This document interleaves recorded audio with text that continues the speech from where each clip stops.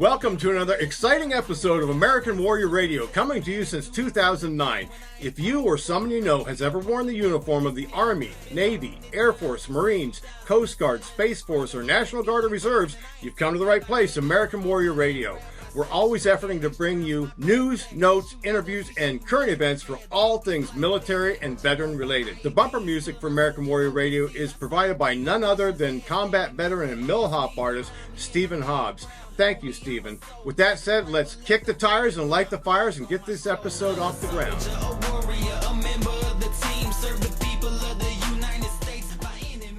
Hi, everyone in American Warrior Radio land. Thanks for joining us. It's another wonderful episode of American Warrior Radio with a special segment that we love to bring to you with Dr. Scott Fairchild. Heal the warrior, heal the country. Doc, welcome. Hey, it's great to be back with some healing news for you as a veteran. Things that can help you heal your whole body, your mind, your brain. It's important to listen to, so we got some good stuff for you. And this is kind of technical, but this man has a special ability to break it down for dummies like me. So tell me what our topic is today. We're going to talk about how you end up with brain injuries, whether they be from post-traumatic stress disorder, whether they be traumatic brain injuries. Now, what is a traumatic brain injury? What is a traumatic brain injury? I ask, when the veterans come in, I say, while you're on active duty, did you ever bonk your head? You know, did you come up under a deuce and a half? Did you come up under a tank? Did you come up under an airplane wing? Did you ever hit your head? And then the second question immediately following, were there ever any periods of loss of consciousness? Because that speaks to the severity. Obviously, if you lost consciousness for a period of time, it was much more serious and may have resulted in a concussion. Now, the interesting thing is the brain, unfortunately or fortunately, the brain keeps the score. The brain keeps the score. Okay, so if you had an injury and what we would call in the layman's terms a concussion or a blast, IED blast, whether you're in an MRAP, which we've seen and heard about plenty of patients that have been in an MRAP, which is that designed to expel the explosive blast, and yet inside the vehicle, they're getting beat up. It's kind of like a marble inside of a tin can. You're being bounced around and all those shock waves go right through your brain. And, you know, in the brain, we have axons that connect, and neurons that connect, and they are stretched. They are, you know, we call it axonal shearing. They are stretched to the point where they don't work anymore. Are they gone? No, they're not gone, but they're twisted and stretched to the point where they don't work anymore. And that shows up, interestingly enough, on imaging. So don't minimize the effect of a blast or a bonk on the head or something like that. Okay, we've established what a TBI is. Correct. Are what we're going to talk about also applicable to those that suffer from PTSD? Well, absolutely, because as you suffer from PTSD, we're going to have an overactive brain. You're going to have too many things going on in your brain. Deep inside the brain, there's little organelles called the basal ganglia, and those light up when you have too much anxiety. Deep inside the brain, we have the thalamic nucleus inside. Oh, there's going to be technical. It's just an area of the brain that reflects depression and mood. So when it lights up, you're going to be depressed. Then right up here in the center of the brain, up on top, we have something technical called a cingulate gyrus. This thing is responsible for you getting stuck on or being able to let go of things. So it's lit up in people who are obsessive compulsive. You know, so now what do we have in PTSD? In post-traumatic stress disorder, you have all four of those. Oh my. You have the two basal ganglia, which reflect your anxiety. You have the anterior cingulate gyrus up here, which means you're stuck on it. And deep inside, you have the thalamic nucleus, which is depression. So you're depressed, you're anxious, you're stuck on it. You can't let go. Comes back in nightmares, comes back in daymares, comes back in all sorts of symptoms of post-traumatic stress disorder. All right, and you've been at this a long, long time, and you're so well respected in your field. That's why it's always great to have you on Heal the Warrior, Heal the Country. It's your own segment. You want to share some pictures worth 1,000 words, right? It is. It really is. And, you know, it's so important to be able to see this because, you know, you feel it, you know it, you have these symptoms, traumatic brain injury, exposed to IEDs, you know, you can't focus, you can't concentrate, you have poor memory, you can't think straight. You know it, but how do we show it? To my knowledge, the VA doesn't know how to show it yet. But we have been using this for years. We ran our own office a few blocks away from here. We look at your brain, and I'm going to explain it in very simple terms. What we do is we inject a nuclear medicine. We inject a thing called Serotac. Unfortunately, General Electric keeps raising the price of that stuff. Used to be covered by insurance, but not anymore. We inject that Seratech into your arm, and it crosses the blood-brain barrier. It flows through your system, and it shows in the brain what cells are working just right, the Goldilocks cells, what cells are working too hard, and what cells aren't working hard enough. So it's so important to see the overactive ones and the underactive ones. We're going to have overactive. Are you taking an X-ray? How do you get this image? Once you're injected, the picture's really taken at that point. Then you lie down and you have a little sensor that goes around your head, like an MRI, just around your head, not your whole body, not a tube, just around your head. And then the images are processed. And when we have a healthy brain, it kind of looks like this. And this is called SPECT imaging? So you don't want to know the techno. Single photon computed emission tomography. Okay. Oh, a mouthful. Just remember to SPECT, and also remember to respect your brain. So SPECT imaging is something that shows the activity of the cells. It has nothing to do with age. Some people say, well, I'm 65, 70. I would expect some holes in my brain. No, this actual brain image is Dr. Amon's 83-year-old mother, and it's healthy, as you can see. Healthy brain. So as we do those images, we look for overactivity in the brain, and this particular image is an image of my brain that doesn't really show any overactivity. There's no evidence of PTSD. If there was PTSD there, it would show the post-traumatic stress disorder diamond, which we'll show here shortly. And you've talked about this in past episodes of Heal the Warrior, Heal the Country, that diamond. So there's telltale signs for the reviewer of these images. Now, remember that brain that looks so fluffy and so full.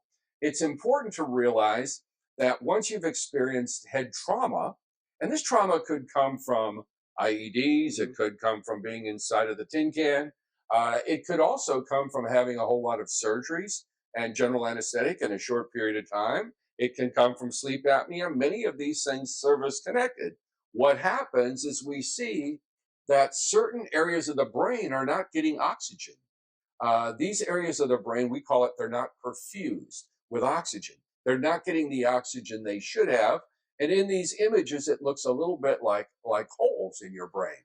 It doesn't mean that that tissue is gone. It just means that it's not working. Here it looks like a mouse went in there and had lunch. And on this one, this is significant of probably a pre-dementia. So you want to be able to get a picture of your brain to know where you're at, so you can learn what to do. You say, well, what can I do about this? Exactly. Next step. So we've established you had some damage to your brain, and you've got the imaging to prove it. Exactly. Now what? You can even take this imaging along to your VA appointment, like I'm going to do tomorrow morning, to show them that I need care for this, this, this, and this. So here we have imaging of the brain. Our awesome producer is going to post these up so you can take a good close look as Doc speaks about this. Yes, imaging of the brain that actually compares you to other people your age. So here we have a person who's being compared to elderly normals. This person is 72 years old, and you see that all the gray area on that brain is within normal limits. The red is overactivity, and that's fine. But what we really get concerned about is don't worry about the white. It's just the corpus callosum, the divider of the brain. We're concerned about green, blue, and especially the black, because that shows the least amount of activity in the brain. That's what gets us very, very concerned. And you mentioned something about oxygenation. So yes, talk about that. What is a treatment? You've got this, and you've got the imaging to prove it for somebody that's qualified to read these images. Exactly. Anything that robs your brain of oxygen. So say, for example, head bumps, say even playing soccer too much and doing headers, things that, smoking, unfortunately, takes away your oxygen. Drugs take away your oxygen to some degree as well. Sleep apnea certainly does. So here we have an individual, and if you look at the top row, that top row shows a lot of black and a lot of blue. So how do we restore that oxygen? I told you the cells are not gone, they're sleeping. So what we need to do is kind of slap them a little bit and wake them up so they work. And we have found that with perfusing them with oxygen, bombarding them with oxygen works so well. So how do we do that? Well, we put you inside of what's called a hyperbaric oxygen chamber. There So it is. you go inside that chamber, and they take the What pressure. does it simulate going in this chamber? What's it supposed to be doing? Well, it actually simulates a dive. Say, for example, you're diving in a submarine. And as you dive, the pressure increases. So as that pressure increases to 1.5 atmospheres, it pushes oxygen into your brain. And as it pushes oxygen into your brain, it pushes it into it as pressure. And surprise, surprise, surprise, it wakes up these cells. So much to the point of look at the bottom row. Compare all of that black and blue. It's so much better. Well, look at all of that black and blue. After 40 sessions of hyperbaric treatment, it is so significantly improved. It is amazing in each of these comparisons. Now, you just mentioned so much 40 treatments at taking dives at 1.5 atmospheres. 40 is the standard. I'll grab that photo. Okay. And that's, again, getting the oxygen within that chamber to go into your body, to be absorbed. Exactly. And you may have a question as to what's that chamber look like. In some instances, it's a small chamber that you lie down in, and they just close the door, and you get your oxygen and you take a nap. Other places have an actual chamber that's like a space shuttle. I call this one Space Station Zebra.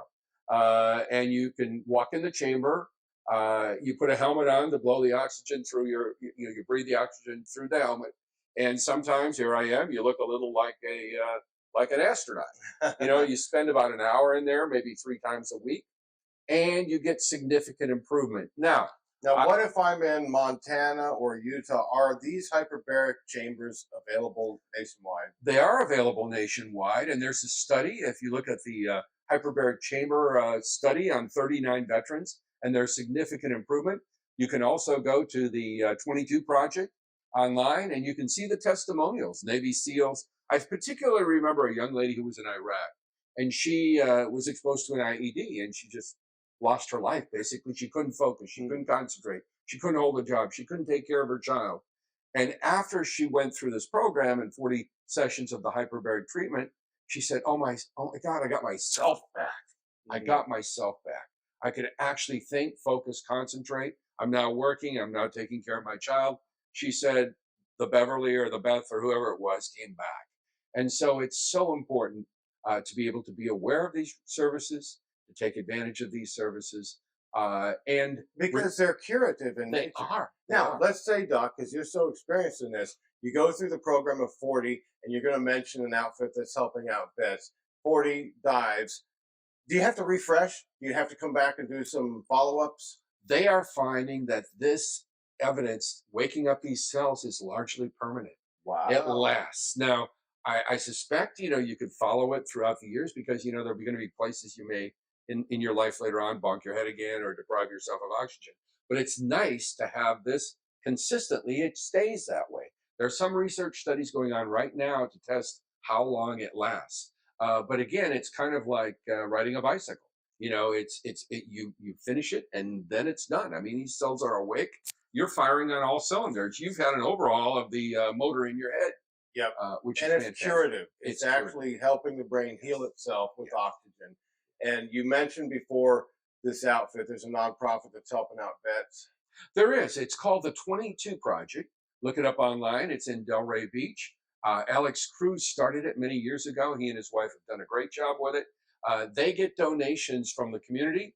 And so if you choose to participate in that program. And if they select you. Yeah, and if they select you, contact them. And if you're selected, they pay for you to fly there you stay in a hotel in Delray Beach. They give you a vehicle and you participate twice a day, once in the morning and once in the afternoon. You have hyperbaric oxygen treatment.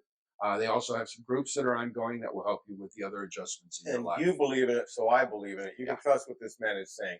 Again, Dr. Scott Fairchild with Heal the Warrior, Heal the Country, talking about getting you healed with the PTSD. He's already talked to you about the imaging. It's a process. But listen, anything and everything that's worthwhile does take some time and oftentimes some money. I know you personally invested. So what was that SPECT imaging cost just for? The SPECT imaging is normally about $3,500. Like I said, it used to be covered by Medicare. Unfortunately, General Electric wants to make so much money on that Zyrtec they can't cover Okay, but there's a process. We want you to share this information with anybody and everybody you think may be interested or may be looking to better themselves. All right. This is Garren Cone with American Warrior Radio. And until next time, don't forget, thank a vet.